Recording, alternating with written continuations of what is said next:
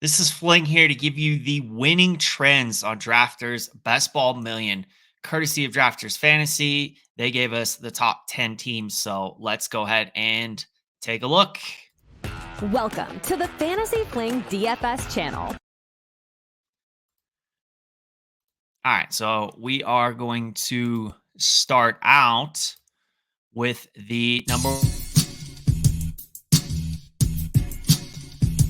We have the top 10 teams from last year's Best Ball Million. A couple things that I want to point out about drafters that's a little bit different. Number one, they require you to start three wide receivers in its full PPR. So underdog is half PPR. That's a big difference. Full PPR, I think wide receiver is even more important than it is. And we already know it's very important. There are 20 roster spots. So there's a couple more roster spots than underdog, one quarterback, two running backs, three wide receivers, a tight end, a flex, and 12 bench spots. Last and very important, there are no playoffs.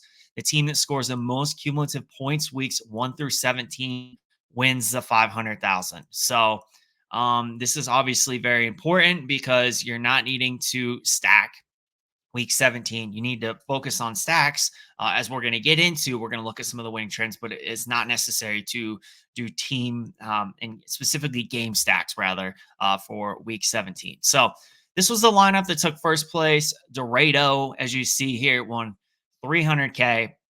Now he started with AJ Brown, CD Lamb, Josh Jacobs, and so really one running back, and started with five wide receivers. So more of an anchor RB type build. And this is something that we're going to see a trend of all the lineups. A lot of wide receiver heavy builds from the start. And really, Josh Jacobs did not even have a great year. So it tells you he really smacked it out of the park with his other picks.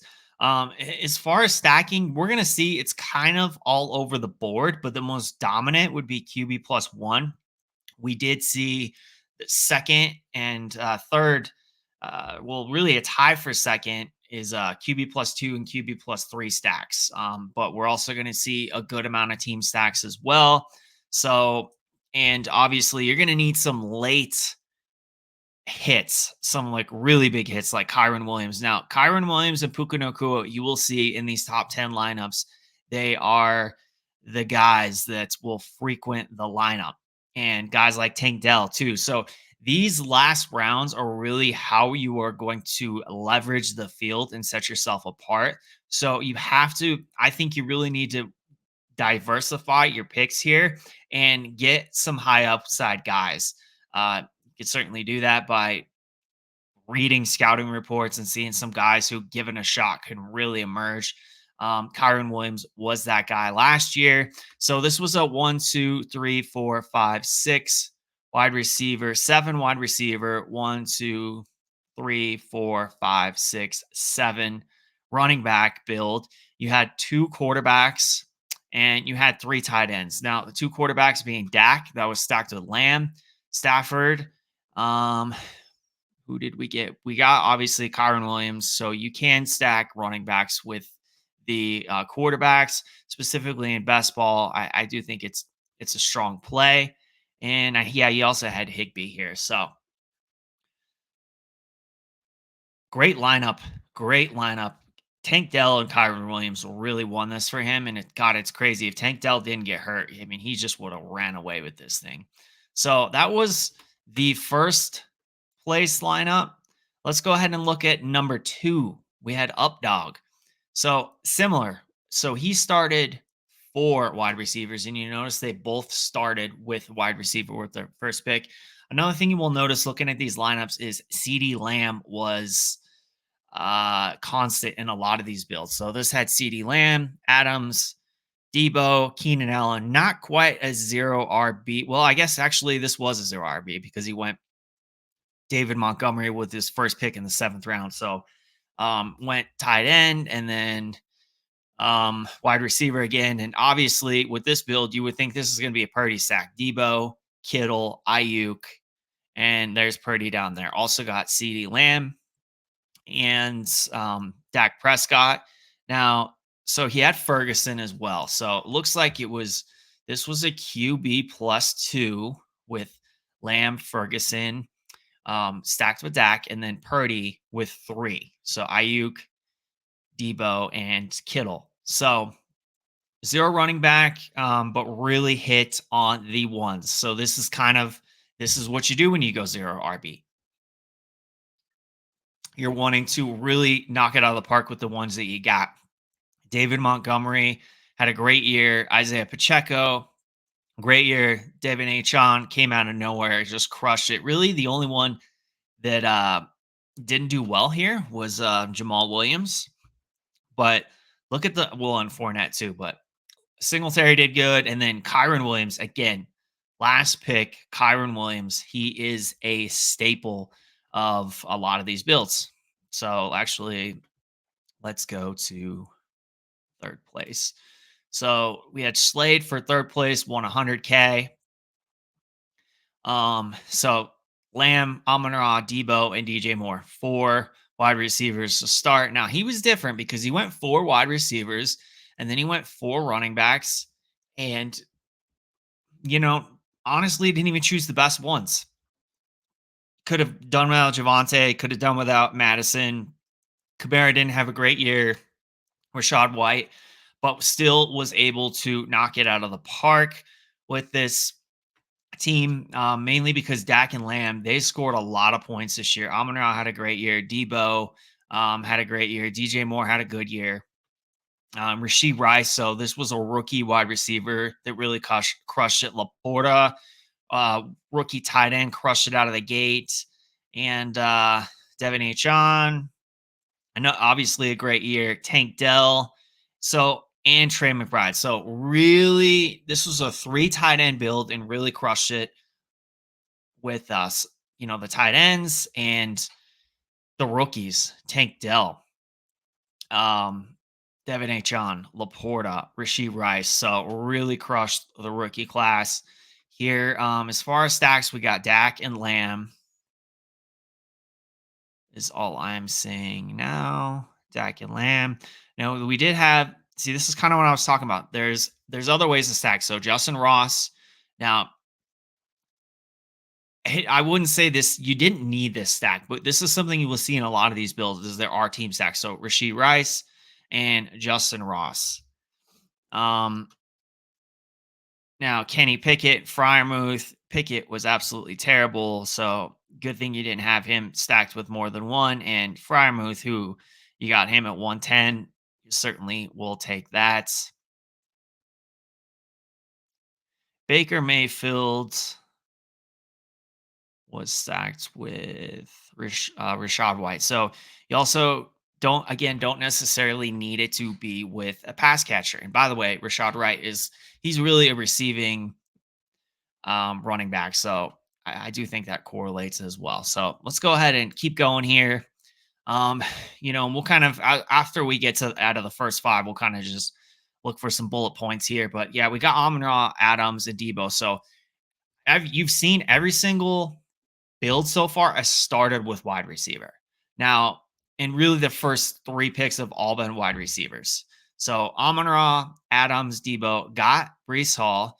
This is a Justin Fields build, it looks like. So who is going to be the sacking partner? So this was a Fields / Herbert. So seeing a little bit more of that. QB plus running back. This did have Rashad White and Mike Evans. I'm not seeing any Baker Mayfield. So there's kind of those team stacks I was talking about. You don't have the quarterback. That's fine. You got 2 guys that scored a lot of points this year. So 3 wide receivers and then went running back, quarterback, then back to wide receiver. And then 4 straight running backs. Now, was able to get Goff with Amon-Ra St. Brown. No Laporta, which is kind of surprising. You did see a good amount of Laporta and Amon-Ra St. Brown, but this had Dalton Schultz, Taysom Hill, Calvin Turner. So 3 tight ends, none you really needed. So pretty much punted the position, but got Puka Nacua and Kyron Williams. So These two picks here really are what set this team apart because you look at the rest of the roster, Perrine, Khalil Herberts. A lot of these guys you could have done without. Jaden Reed had a good year. Adam Thielen had a really good start. So really, the back half of this draft really saved it for King Henry. So let's take a look at fifth place. Wide receiver, Ramondre Stevenson, and then wide receiver. So 5 out of top 6 picks, all wide receivers. So that is going to be the theme is wide receiver heavy. Now, one thing I think that was amazing, this is full PPR, and Christian McCaffrey had a great year. Like, especially, an underdog, I get it. He didn't do very well week 17, but these are cumulative points, and he had a great year. And not one of these teams, as you're going to see, had Christian McCaffrey in it, which was quite surprising to me. And I think that is even more reason why you want to go wide receiver heavy in these drafts, because if the top back who crushed it last year couldn't get into the top 10 builds in this contest, then I mean, why would we go back to him? It's hard to imagine him having a bigger year than he did last year. So a lot of zero RB, a lot of anchor RB, as you're seeing. Maybe a pivot here. Oh, I like this running back. I'm going right back to wide receiver. So uh, AJ Brown, CD Lamb, DJ Moore, Tyler Lockett, Addison. We have Dak and CD Lamb. We also have Ferguson. So that was something that was I saw a lot in looking at these lineups. As I mentioned, actually that's AJ Brown, not Amon Ra. So Laporta was one of the tight ends that made his way into a lot of the builds too. By the way, Dak plus he had Deuce Vaughn here, so it was QB +3. Deuce Vaughn didn't do a whole lot, but he still was stacked. AJ Brown and Quez Watkins, so that's another one of those team stacks. Puka Nakua, again, he was in a lot of the builds, and so was Kyron Williams, as we're gonna see.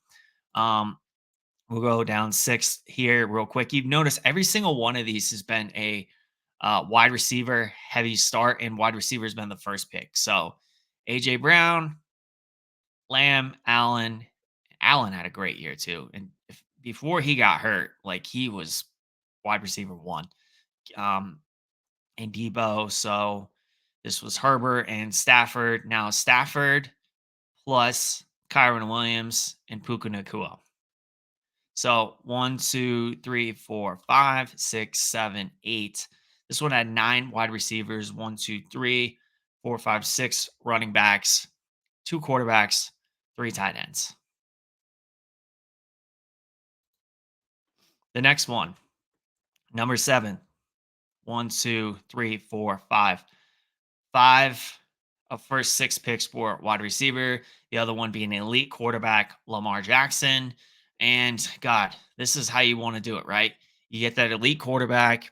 You're going to wait on quarterback. The next one you're going to take, if you're taking an elite quarterback, you're probably only taking 2. And really, that's what you should do because you can only start one. So, trying to get the higher score each week between the 2 quarterbacks. One's elite. They should carry you most weeks.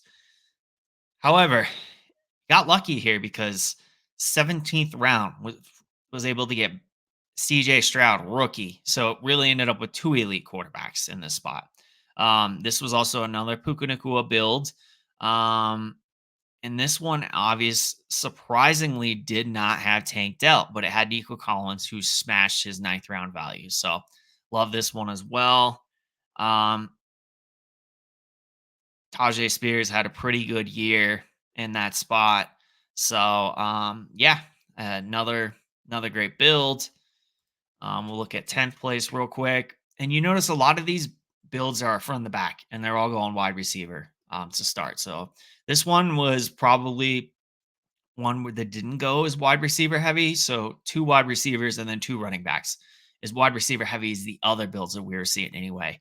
And this had Puka Nakua as well, which was, really the guy that you needed. You needed 1 or 2 of Puka Nakua and Kyron Williams. If you had both of them, you did really well. So it's finding those late pieces. 1, 2, 3, 4, 5, 6, 7, 8, 9 wide receivers. 1, 2, three, four, five, six, seven running backs, two quarterbacks, and only two wide receiver or tight ends. So yeah. And we're gonna get into after I go through these lineups real quick. I'm gonna get into the actual averages because I think that's very important. Just kind of having a baseline of I want this many wide receivers, I want this many running backs. You could obviously differentiate a little bit from it, get away from it a little bit, but just kind of just want to have a baseline going into these drafts.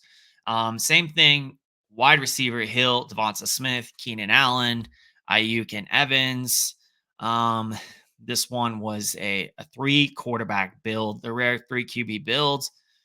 Purdy, and the idea here is you didn't think you had three elite quarterbacks, so you liked Purdy, Stroud, and Stafford. Stafford stacked here with Ayuk, or Purdy, I'm sorry. Stafford was stacked with Puka Nakua. There it is. More Puka Nakua. This was 1, 2, 3, 4, 5, 6, 7, 8 wide receivers. 1, 2, 3, 4, 5, 6 running backs. Three tight ends, and you got Trey McBride. So these last two picks here absolutely crushed it. And you had three quarterbacks as well. So we'll look at Spartan last, and then gonna hop into some of these averages.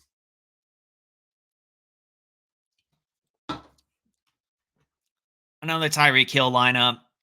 Now this one, wide receiver, and then two running backs. So this one was more running back heavy to start. Really, if you look through the first four rounds, it was dead even 50-50.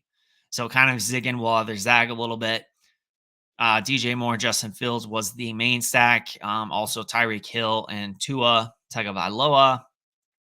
So 2, 4, 5, 8, 9 wide receivers.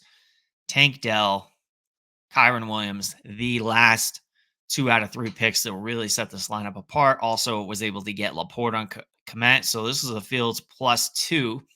And we're actually going to get into the +1, +2, +3 as we wrap this up. But yeah, good build.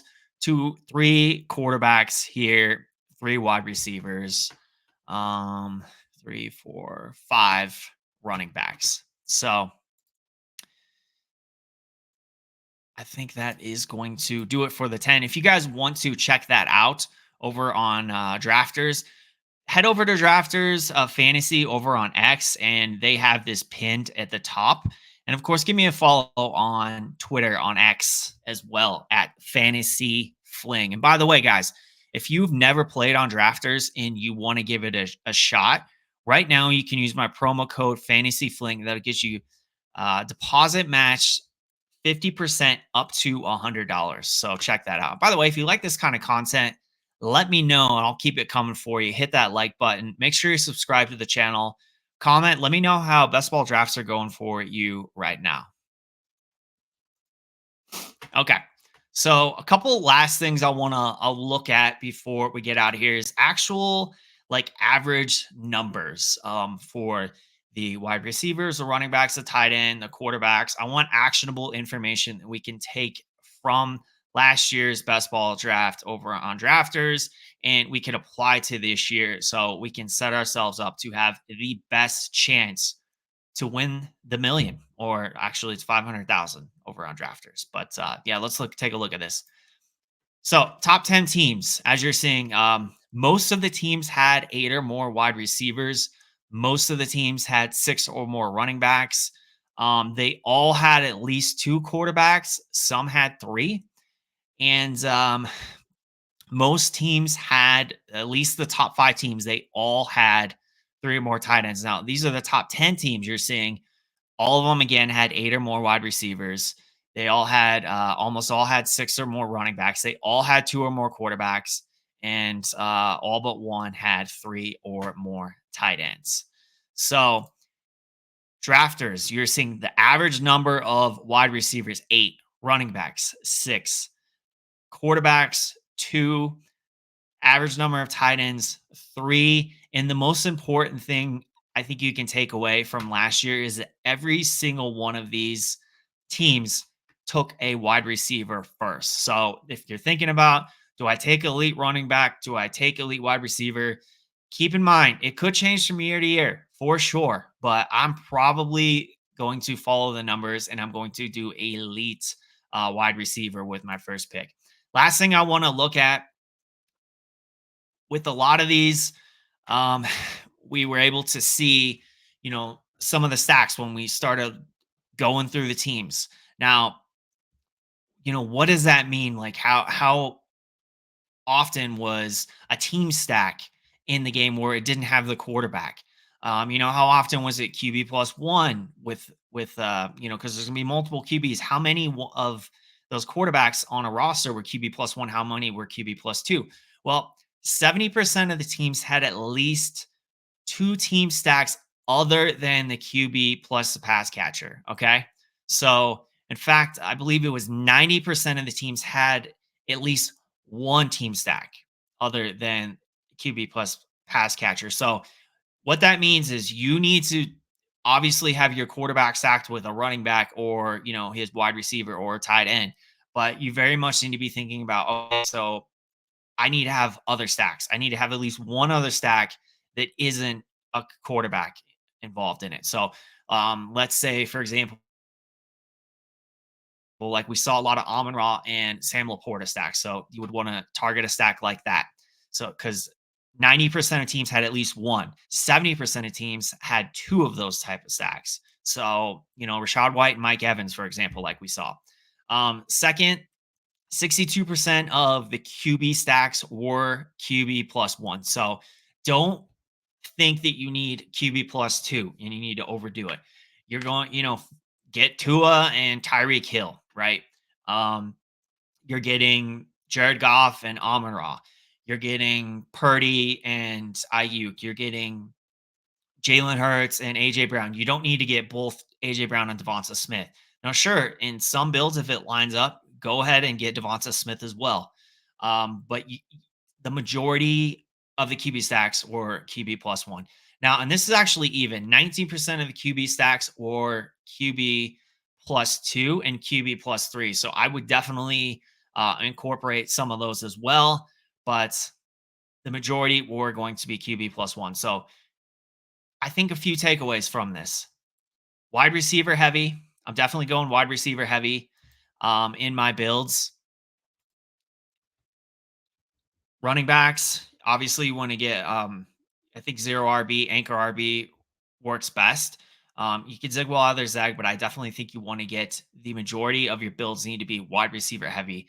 So I would start wide receiver with my first pick. I would focus on getting a combination of QB plus one with a little bit of QB plus two and QB plus three, but I'm mainly going to focus on QB plus one and definitely incorporate team stacks. You need to have at least one team stack in your build.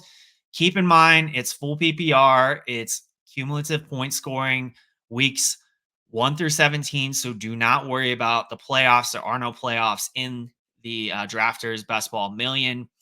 It is cumulative. So don't worry about that week 17 game stack. Focus on your stacks in your builds. Your QB plus one, QB plus pass catcher, your other team stack that you want, and two team stacks. Actually, you need to have some of those lineups because they won 70% of the time. So, like I said, check out Drafters Fantasy on X if you really want to dig into those lineups a little bit more. Those are some of the winning trends that I found. I'm going to be dropping a lot more best ball content on this channel this season here in July. So make sure you subscribe to the channel so you don't miss it. That's going to do it for this one. We'll see y'all next time. Thanks for watching. Be sure to smash that like button and subscribe. You know you don't want to miss what's coming next. We really appreciate it. And we'll catch you in the next episode right here on the Fantasy Fling DFS channel.